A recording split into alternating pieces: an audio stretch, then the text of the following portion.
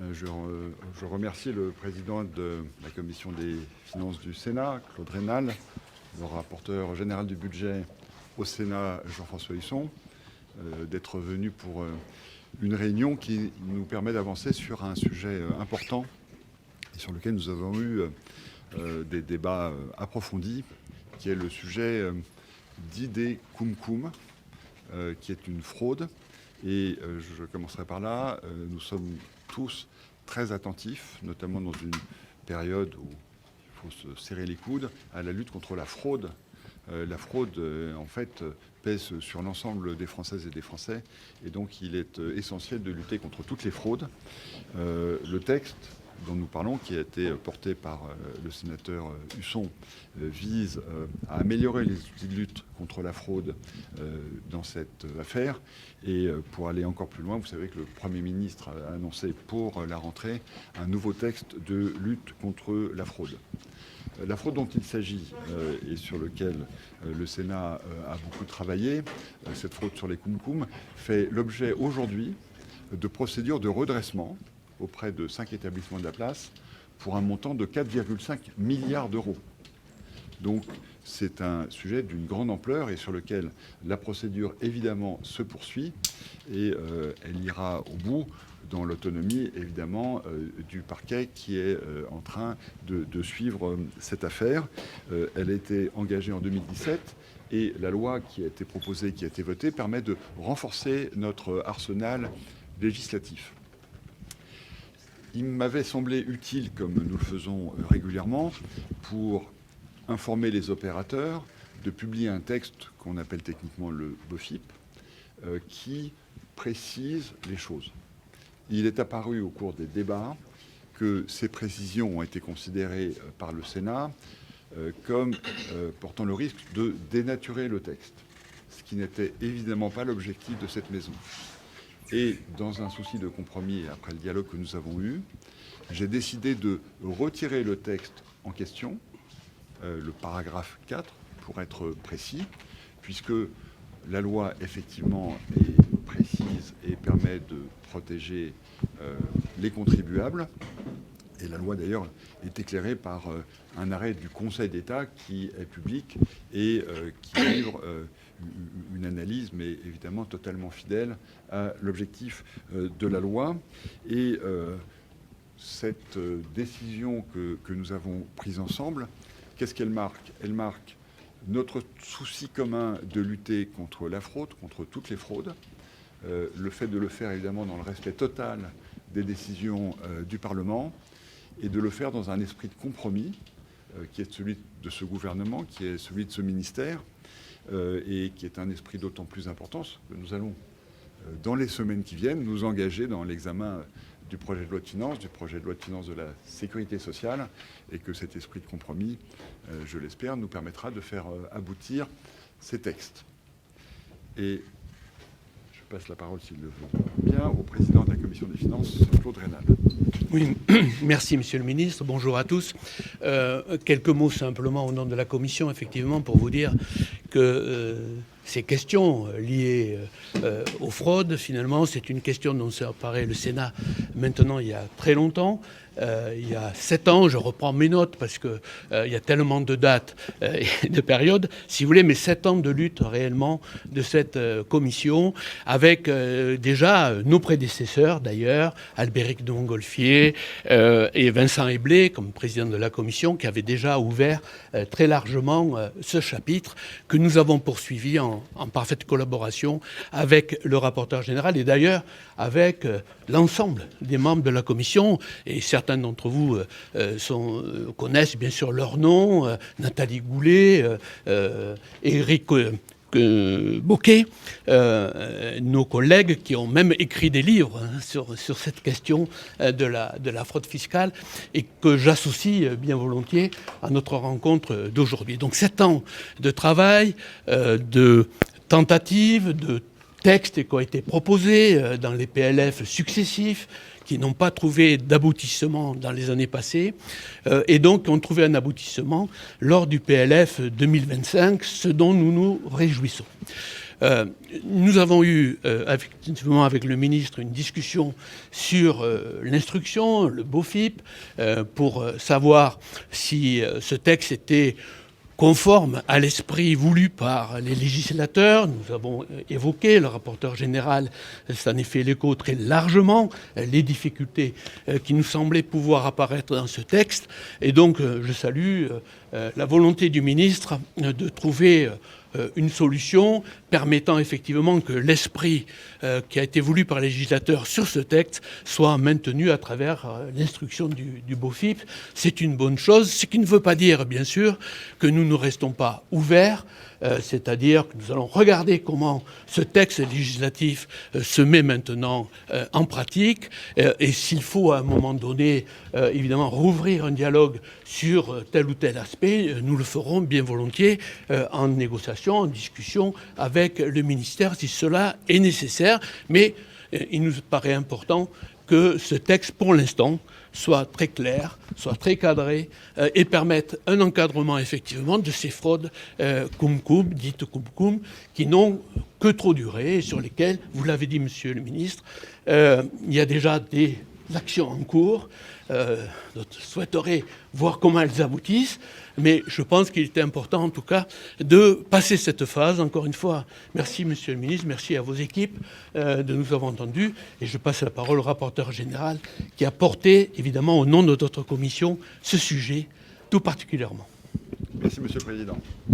D'abord, merci monsieur le ministre, merci également au président Claude Raynal, et j'ajouterai que au-delà de la commission des finances, ce qui est déjà important, c'est une décision unanime sur un scrutin public du 29 novembre 2024 qui finalement, de mon point de vue, a sonné officiellement la demande du Parlement, s'exprimant au nom du peuple français, de mettre fin à ce que j'appelle la fraude en col blanc. Et vous le savez, je pense, merci monsieur le ministre d'avoir finalement reconsidéré la position du gouvernement, et je remercie également le chef du gouvernement, François Bayrou, qui a également fortement appuyé et contribué à ce qu'on arrive aujourd'hui, enfin, à l'aboutissement et un signal fort qui est envoyé à l'ensemble des Français, mais également à celles et ceux qui pratiquaient une fraude organisée, pour celles et ceux qui sont les plus puissants et, d'une certaine manière, avec un certain niveau de richesse. Je crois qu'il faut vraiment ce combat. Ça a été un combat de 7 années. Claude Raynal l'a rappelé. Non seulement il associe toutes les sensibilités, mais 7 ans, ce sont des femmes et des hommes qui se sont battus, qui ont cru et qui sont toujours restés unis, et plus unis encore fin 2024 qu'ils ne l'étaient au début de ce combat. Et c'est parce que je pense qu'il n'y a pas de combat vain, parce que quand on croit, je dirais, à la fois au destin que l'on et à la cause que l'on défend, il faut peut-être remettre l'ouvrage plusieurs fois sur le métier. Mais aujourd'hui, c'est un moment de satisfaction. Bien évidemment, je ne me fais pas d'illusions. Je devine que certains continueront de vouloir essayer de contourner la réglementation, mais ce qui est important, c'est que ça permet également, par la séparation des pouvoirs, à la justice de pouvoir agir avec plus d'efficacité. Et si l'enchaînement du vote du Parlement, l'ouverture, la validation apportée par le gouvernement permet à la fois au service de Bercy, mais également à la justice d'agir et de redonner des perspectives et de redonner peut-être davantage le moral aux Français dans un esprit d'équité et de justice, eh bien, je pense que le Parlement pourra s'honorer et peut-être aujourd'hui fier du travail qu'il a conduit.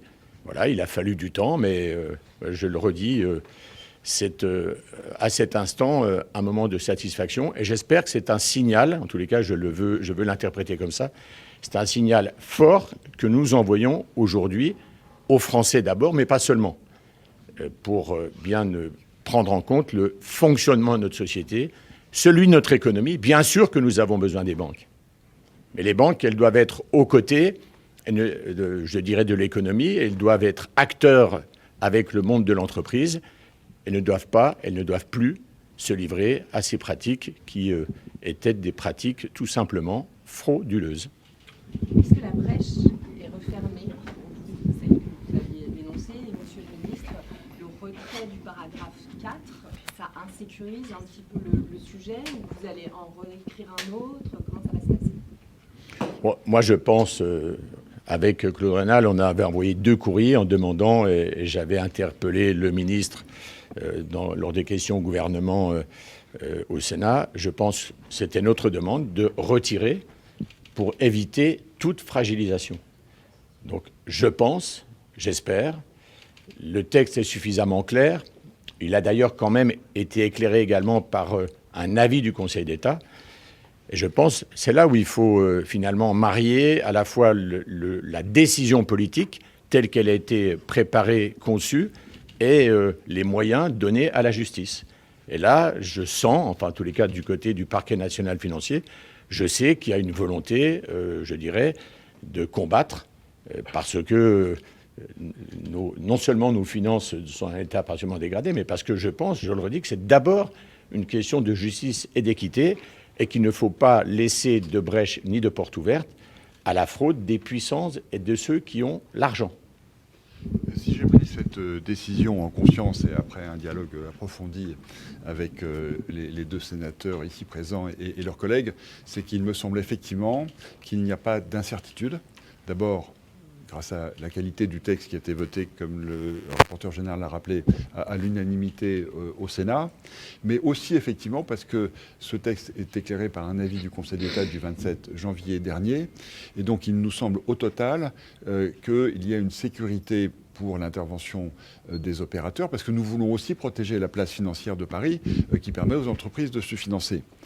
Mais nous avons aussi décidé avec le président et le rapporteur général de suivre cela dans le temps, d'abord sur l'aspect éviter la fraude, et donc on sera très attentif à cela, mais aussi vérifier qu'à la suite de cette loi, le fonctionnement de la place de Paris continue à se dérouler sans difficulté, et naturellement, si jamais une difficulté devait apparaître, dans notre responsabilité commune, celle du Sénat, celle de l'Assemblée nationale et celle du gouvernement, eh bien, nous pourrions proposer des aménagements, mais ma conviction réellement, c'est que ça ne sera pas nécessaire, puisque là, nous avons un arsenal qui me paraît très convaincant.